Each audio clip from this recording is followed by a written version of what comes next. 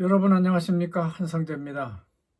지금부터 2024년 10월 20일 그리고 21일 일요일 월요일 자연이 그리워 방송을 시작하겠습니다.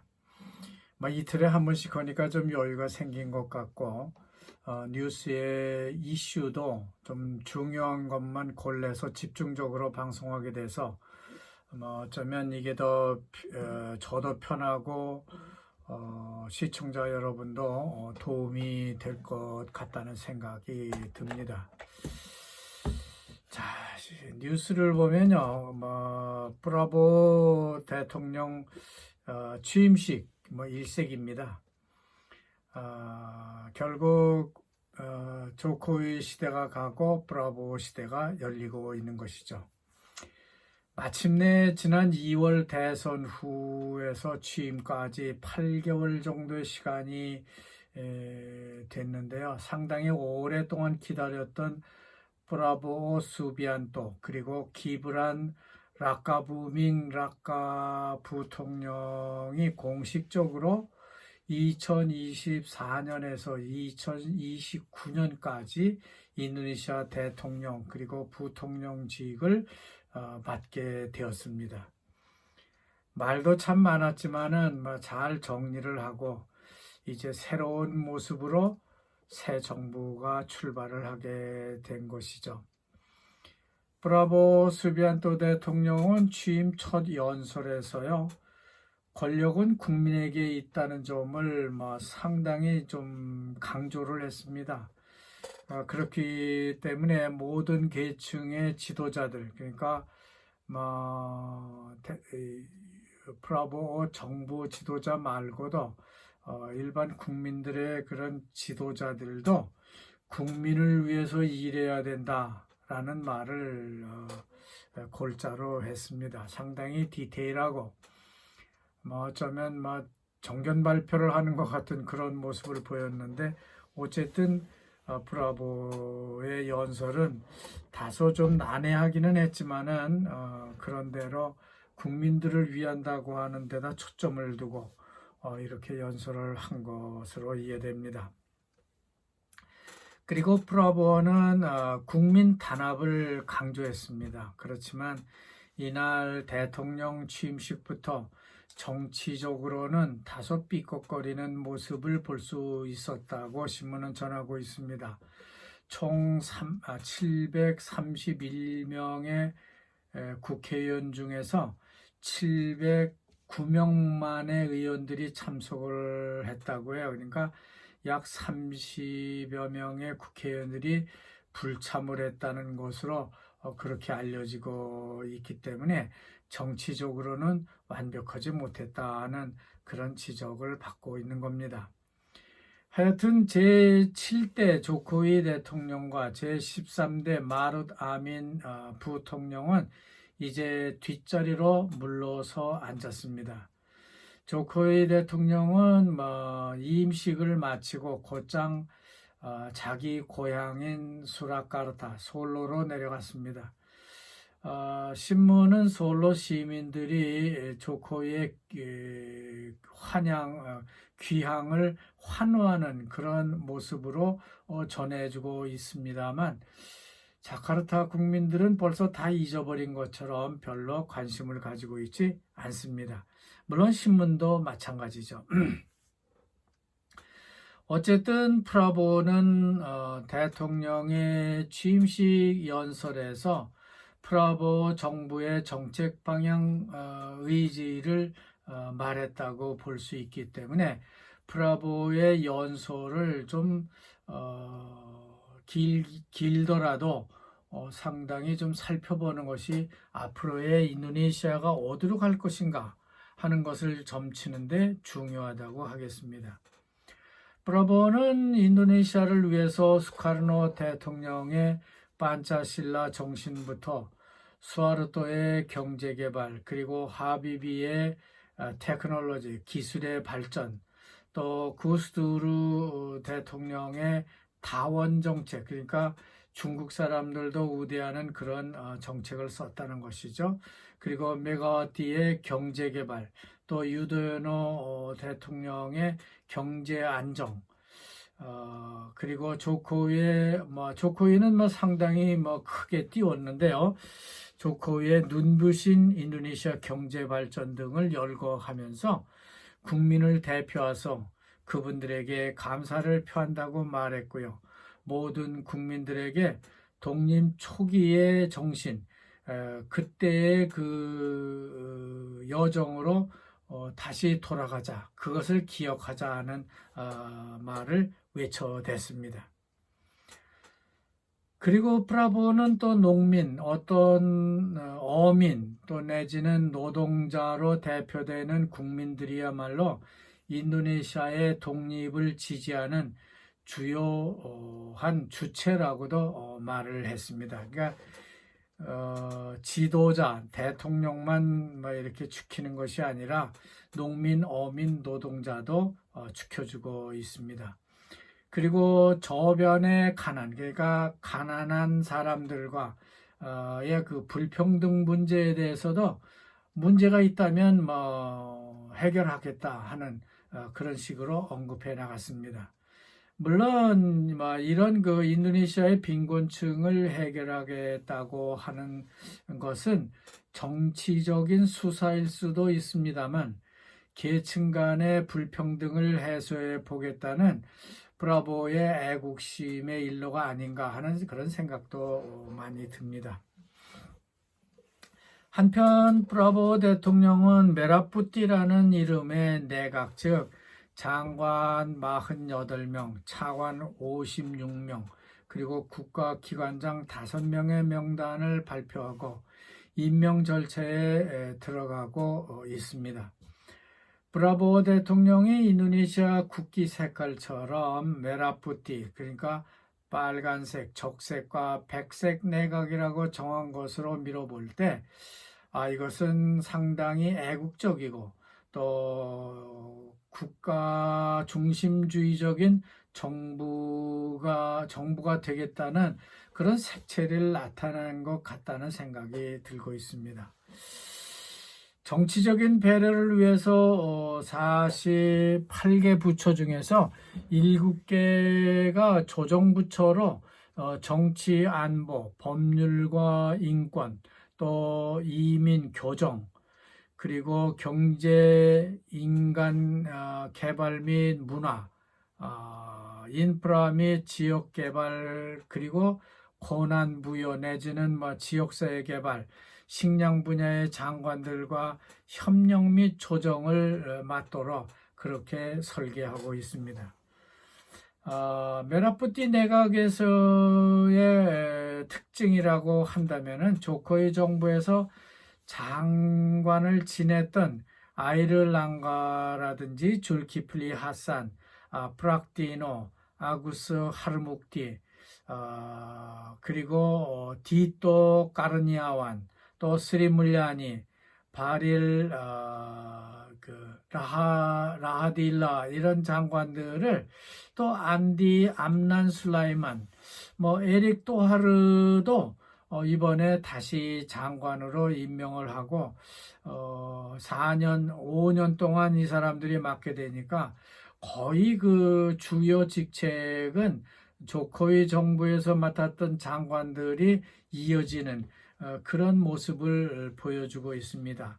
그러니까 프라보 정부는 조코이 정부를 이어받겠다 하는 그런 이미지를 여기에 나타낸 것이라고 볼 수 있겠습니다.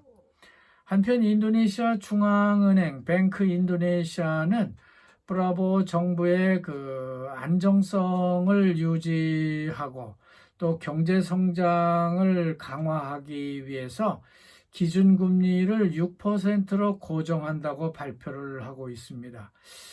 예금금리는 5.25%, 그리고 대출금리는 6.75%를 그대로 변동 없이 유지할 것이라고 말하고 있습니다. 이것은 이미 브라보 정부와 합의가 된 사항인지는 몰라도 인도네시아 중앙은행은 아마 대통령과 상당히 협력 관계를 가지고 출발하는 것 같은 그런 느낌을 주고 있습니다.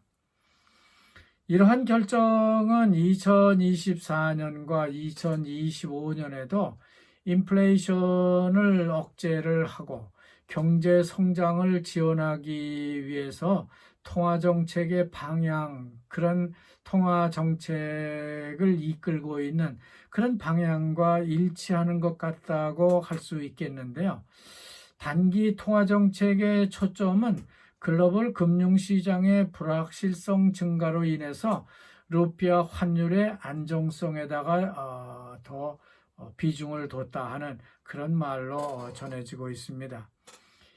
이제 인도네시아에 남은 것은 브라보와 기브란 그리고 각부 장관들과의 긴밀한 협력 체계를 발전시켜서 8%의 경제 성장을 5년 동안 지속하고 2045년에 인도네시아가 세계 4위의 국가가 되는 목표만 남았다고 할 수 있겠습니다.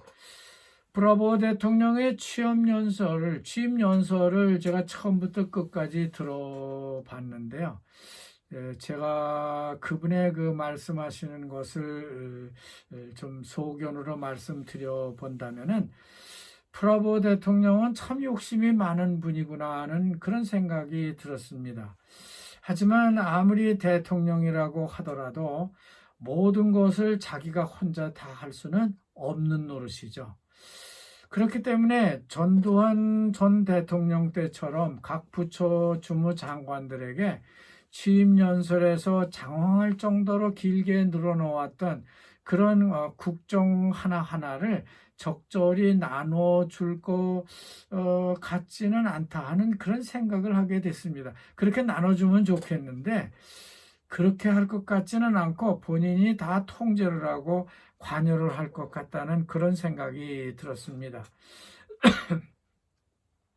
우선 프로보 정부의 그 급한 과제는요, 재무의 안정성입니다. 그래서 아마 스리 물란이 재무부 장관을 그대로 연임토록 종용을 한 것 같고요. 또 식량 안보, 이것도 상당히 중요한 문제죠. 그렇기 때문에 농업부 장관의 그 암난을 그대로 농업부 장관으로 이어나가고 있는 것 같습니다. 또한 에너지 안보, 거기에도 너무나 중요하기 때문에 바릴 장관을 그대로 연임시키고 있는 모습을 볼 수 있습니다. 그런 점에서 참 이 유도연호 장관, 이 브라보 대통령은 상당히 인도네시아 앞에 놓인 그 여러 가지 국정 과제들이 본인이 혼자 해결하기에 참 어렵겠다 하는 그런 생각을 갖고 있는 것 같습니다. 본인이 어떤 자기의 정책을 밀고 나가는 것이 아니라 조코이 대통령이 하고 있던 그런 정책들을 그대로 답습하는 그런 모습을 보이고 있는 것이죠. 미래 프라보 정부는 그 식량 에너지 그리고 식량 내지는 그 에너지 또 물 그러니까 인도네시아가 지금 뭐 가뭄이 길어지고 뭐 엘니뇨 때문에 그러니까 물도 집어넣었어요. 그리고 창조 경제, 녹색 경제, 블루 경제 등의 뭐 현란한 그런 말로 자급자족을 통해서 국가의 독립을 완벽하게 완성하겠다는 그런 의지를 내세우고 있습니다. 또한 그 브라보 정부는 경제적 평등과 빈곤 퇴치를 위해서 시골 마을에서부터 건설을 시작했어요. 시골 마을에서 도시 내지는 상층으로 올라가는 아마 그런 구조로 나라를 통치해 나가겠다 하는 말을 내비치고 있습니다. 그 외에도 프라보 정부는 향후 인적 자원, 과학, 기술, 교육, 보건 등을 포함한 개발을 좀 더 강화할 예정이라고 말합니다. 아울러서 브라보 정부는 국내 총생산, 그러니까 GDP 대비 국내 수입 비율을 23%까지 높이기 위해서 노력할 예정이라고 합니다. 그러니까 세금을 좀 더 많이 걷어야만 어떤 사업을 할 수 있겠다고 하는 것이죠. 어떻게 하든 국가의 세수를 늘려서 무슨 사업이든지 할 수 있도록 하겠다 하는 그런 생각을 갖고 있다는 겁니다. 경제금융개발연구소 INDF라고 하는데요. 이 연구소 사무총장이 투자와 수출을 늘리는 것이 인도네시아의 미래 경제 성장 8%를 실현하기 위한 그런 노력 중에 한 요소라고 말을 하고 있습니다. 그러니까 투자도 늘리고 수출도 늘려야 한다는 것이죠. 인도네시아 경제 성장률을 8%로 유지하려면 경제 성장은 소비에만 기반을 두는 것이 아니라 투자와 수출도 대폭 늘려야 한다는 그런 주장을 하고 있는 겁니다. 8% 경제 성장을 달성하기 위해서 다음 전략적 노력은 국가 부채를 적절히 잘 관리하고 부채가 더 늘어나지 않도록 억제하는 그런 형태여야 한다는 것도 강조를 하고 있습니다. 따라서 프라보 정부는 자본 지출 예산 배분도 일상적 지출보다는 커야 한다는 점을 보장해 줘야 할 것이라고 조언하고 있습니다. 말하자면 자본적 지출을 많이 하라는 것이죠. 일상적 그런 소비라든지 이런 것보다는 자본적 지출, 말하자면 인프라를 더 갖추는 그런 지출이라든지 어떤 산업 자본의 기간 산업을 더 거기에 지출을 좀 많이 해야 된다. 그래야만 될 것이다 라고 말하고 있는 것이죠. 마찬가지로 모든 국민의 복지와 국가 발전을 실현하기 위해서는 인도네시안들의 그 모든 지역 균형 개발들이 균등하게 개발되어야 한다는 말도 덧붙이고 있습니다. 그렇게 균등한 발전을 이룩하기 위해서는 장기적인 영향을 미치고 또 승수 효과가 좀 더 큰 그런 개발 프로그램을 우선시하는 것이 좋겠다 하는 것이 되겠습니다. 마침 인도네시아는 1980년대에서 90년대에 높은 경제 성장을 이룬 바 있기 때문에 앞으로 8%대로 경제 성장을 끌어올린다고 하는 것은 그렇게 불가능하지는 않고 가능하다고 보고 있습니다. 그러나 이제 추가적인 노력은 더 필요하다는 것이죠. 과거에는 그 국제 유가와 원자재 가격이 급등하고 인도네시아에 대한 투자가 많이 들어오고 섬유 산업 등 신발 산업, 그러니까 노동 집약적 산업 등 산업화로 인해서 수출이 늘어나고 경제 성장률이 높아질 수 있었지만은 지금은 글로벌 경제가 둔화하고 내수 경제가 침체하고 있기 때문에 좀 노력을 더 해야 된다. 추가적인 노력을 해야 된다는 그런 지적을 하고 있는 겁니다. 따라서 프라보 수비안토 대통령과 기브란